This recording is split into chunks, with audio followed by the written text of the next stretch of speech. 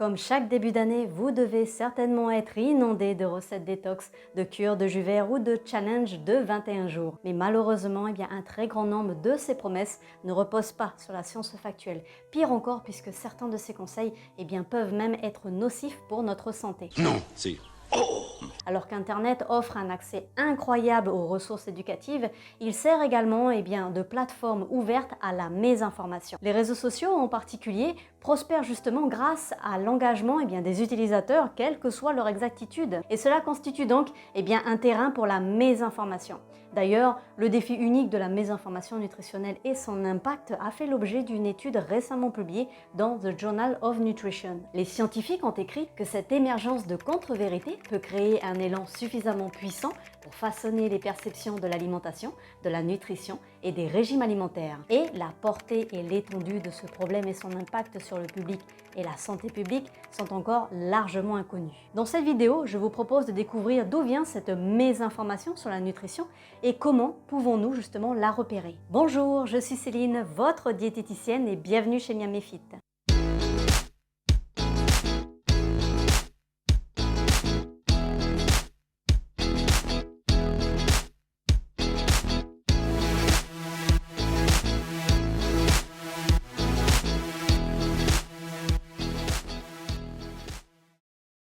Mais avant de commencer, veuillez lire mes avis de non-responsabilité. N'oubliez pas que mes vidéos sont uniquement à des fins éducatives et de divertissement. Vous ne devez absolument pas remplacer votre traitement médical par ce que vous avez appris. Demandez toujours l'avis de votre médecin. Si bien sûr mes vidéos ne vous aident pas dans votre rétablissement vers votre bonne santé, vous pouvez bien sûr les arrêter, passer à autre chose et faire autre chose.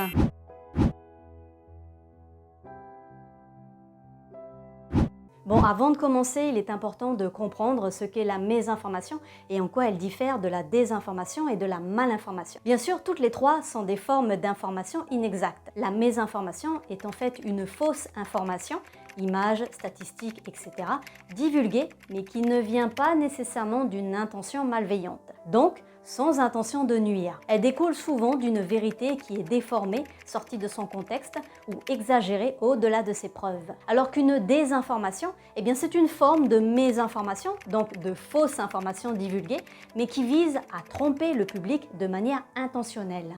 Je veux que tu t'arranges pour brouiller les pistes. C'est possible. Tout est possible. Elle peut être créée de toutes pièces, délibérément déformée ou manipulée afin de tromper le public visé. Elle est souvent influencée par des enjeux politiques ou des profits. Pensez par exemple à une campagne de diffamation délibérée contre un aliment ou un produit financé par un groupe d'intérêt ou encore aux théories du complot. Quant à la malinformation, il s'agit là d'informations privées qui ont été publiées délibérément, fausses rumeurs, accusations mensongères, etc., dans l'intérêt d'une personne ou d'un organisme en changeant le contexte, la date du contenu d'origine, etc. Toutes les trois sont tout aussi nocives les unes que les autres et nuisent à notre capacité justement à prendre des décisions éclairées concernant notre santé. Mais d'où viennent toute cette mésinformation et désinformation?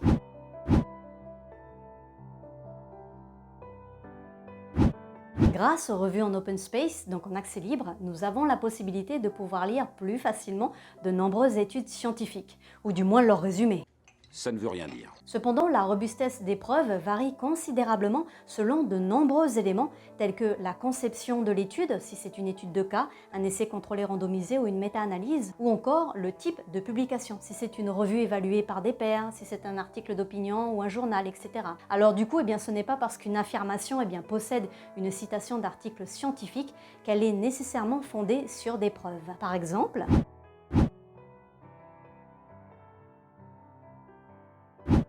nous connaissons très bien ce principe, surtout avec la presse. Il est évident que les articles de communiqués de presse sont rarement écrits par les auteurs à partir de l'étude de recherche proprement dite. Sans blague. Et les gros titres exagèrent souvent les résultats afin justement d'attirer l'attention et d'augmenter le partage. Et malheureusement, beaucoup d'entre nous ne lisent pas au-delà des gros titres. Par exemple, la fameuse étude sur les microplastiques de 2021 qui a révélé qu'en moyenne, les humains peuvent consommer entre 0,1 et 5 grammes de microplastiques par semaine. Cependant, cette information a été déformée. Oui, les journalistes sont assez doués pour ça.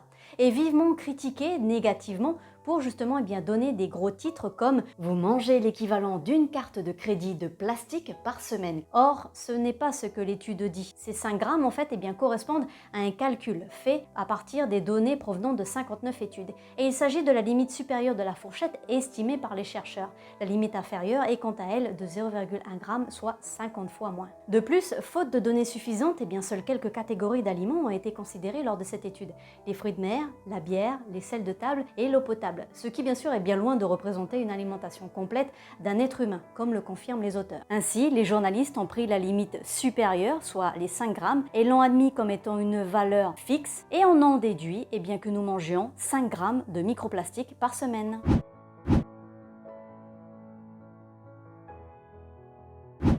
Ah, celui-là est mon préféré, puisqu'il s'agit là en fait de recherches incomplètes. Cela découle souvent d'un biais de confirmation lorsque les auteurs trouvent des études qui étayent leurs affirmations tout en retenant, donc en ne divulguant pas, consciemment ou non, des preuves contradictoires. Par exemple, le fameux documentaire The Game Changer, s'appuie sur des études et des témoignages qui soutiennent les avantages pour la santé d'une alimentation végétalienne ou végane, tout en ignorant justement grossièrement les limites de ces recherches citées.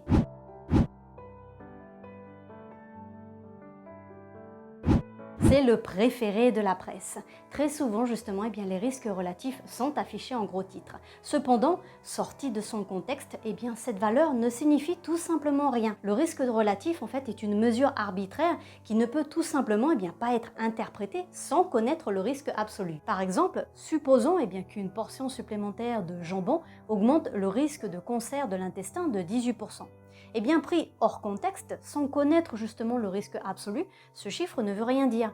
18% par rapport à quoi? Quel est le risque de base, donc absolu, de la population générale de développer un cancer de l'intestin? Si le risque absolu de cancer de l'intestin pour la population générale est de 6%, on peut alors calculer que manger une portion de jambon supplémentaire augmente le risque de cancer de l'intestin d'environ 7% et non pas 18%.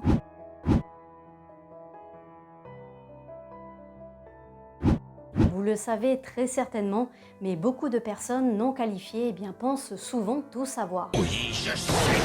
Je suis toujours surprise de voir ou d'entendre des personnes qui, n'ayant aucune connaissance dans certains domaines, justement surestiment leur connaissance sur un sujet. Il ne me viendrait pas à l'esprit de contredire par exemple un mécanicien sur la raison de la panne d'une voiture. Quoi ? Bon, bien sûr, je peux comprendre la méfiance des personnes, puisque nous vivons dans un monde parfois difficile et les arnaqueurs, bien sûr, sont très nombreux. Il est du coup difficile de savoir à qui se fier. Mais un phénomène explique assez bien tous ces faits, justement. C'est l'effet Dunning-Kruger, où nous surestimons souvent les connaissances sur un sujet lorsque nous n'en savons en fait qu'un peu. Mais à mesure que nous maîtrisons le sujet grâce à l'éducation et à la recherche, nous apprécions sa complexité et ses nuances. Et finalement, nous sous-estimons nos connaissances. Et comme Charles Darwin l'a si bien dit, l'ignorance engendre plus fréquemment la confiance en soi que ne le fait la connaissance. La conséquence de cet effet est que de nombreuses personnes sous-éduquées mais trop confiantes, #influenceurs, n'ont pas justement l'expérience nécessaire pour repérer en fait leurs angles morts et continuent de perpétuer leur vérité, attirant toujours plus de followers avec leurs récits convaincants. Et d'un autre côté, de nombreux vrais experts peuvent justement ne pas reconnaître ce qu'ils apportent comme information car ils sont très conscients justement de ce qu'ils ne savent pas. Cela signifie que nous nous retrouvons souvent avec les voix les plus fortes mais pas nécessairement les informations les plus précises. Et les exemples sur les réseaux sociaux se comptent par milliers. Par exemple, un influenceur du bien-être qui a suivi un cours de nutrition et qui donne des conseils de thérapie nutritionnelle médicale, comme par exemple guérir les maladies inflammatoires de l'intestin, les MII, avec de l'eau citronnée, sans savoir que jusqu'à présent il n'y a pas de remède contre ces maladies. Ou encore une célébrité qui a réussi à perdre du poids en supprimant certains groupes d'aliments et qui par la suite les diabolise comme étant malsains ou mauvais pour notre santé. Bon, vous voyez ce que je veux dire.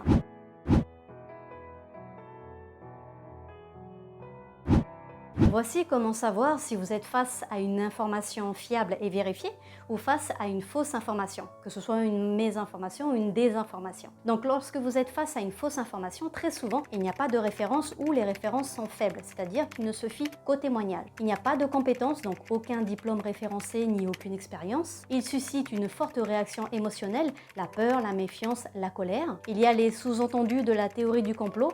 Non, le gouvernement et l'industrie alimentaire, n'essaient pas de nous empoisonner. Il y a de fausses informations dichotomiques, vegan contre carnivore, bio contre non-bio, faible en graisse contre faible en glucides, et ce n'est jamais si simple. Il y a le sensationnalisme, où un aliment ou un nutriment est le destructeur ou le sauveur de notre santé. Et il y a la promotion agressive, de compléments alimentaires ou autres substituts. Et de l'autre côté, vous avez des références à des sources scientifiques. Recherchez pour cela les éléments tels que les numéros PMID ou DOI, des diplômes qui sont reconnus, les PhD, les MD, les RD, les MS, les masters en nutrition, les médecins nutritionnistes, les diététiciens. Bon, bien sûr, cette liste n'est pas une preuve complète, mais elle aide. Il y a le fait de reconnaître ouvertement ce qu'ils ne savent pas, d'accepter que la science et la recherche soient limitées, de faire référence à d'autres personnes qui connaissent le sujet mieux qu'eux. Généralement, ils utilisent une voix neutre.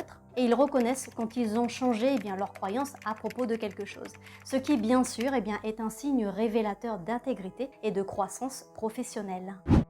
La mésinformation et la désinformation nutritionnelle sont un sujet sensible mais important. Les allégations et les messages trompeurs peuvent considérablement nuire aux personnes les plus vulnérables. Par exemple, affirmer qu'un régime alcalin est un miracle et guérit les cancers peut conduire un patient cancéreux désespéré à renoncer à un traitement médical traditionnel. D'ailleurs, sachez que l'auteur du régime alcalin a risqué jusqu'à 3 ans d'emprisonnement pour avoir prescrit une solution miracle et soutirer une grosse somme d'argent à une femme ayant le cancer du sein. Et malheureusement, son traitement a entraîné une détérioration de sa condition, puis sa mort. Ou encore faire honte aux aliments non bio ou surgelés et les qualifier de toxiques alors qu'ils ne le sont pas, peut justement empêcher des familles à petit budget d'acheter des aliments nutritifs. Ou prétendre que le lait de vache est inflammatoire alors que ce n'est pas le cas et qu'il peut même être anti-inflammatoire, peut justement amener un parent inquiet à le retirer inutilement ainsi que ses nutriments essentiels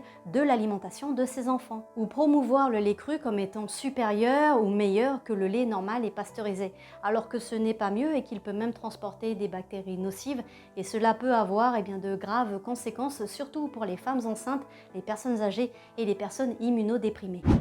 Il est vrai que les professionnels de santé ont du pain sur la planche, se faisant les voix de la raison et les défenseurs de la science dans cet espace saturé de conseils sur la santé et le bien-être. Sachez d'ailleurs qu'une étude a montré que les fausses informations sont susceptibles d'être partagées 6 fois plus que les véritables informations. Du coup, avant d'aimer ou de partager une information, s'il vous plaît, remettez en question les choses qui justement ne sonnent pas si bien que ça à vos oreilles et signalez les messages faux ou nuisibles. Bon voilà, j'en ai terminé avec ce sujet, j'espère que ma vidéo vous a plu. N'hésitez surtout pas à me laisser des commentaires, je serai ravie de pouvoir les lire et de pouvoir y répondre. Pour les petits nouveaux, n'oubliez pas de vous abonner à ma chaîne et je vous dis à très bientôt chez Miami Fit.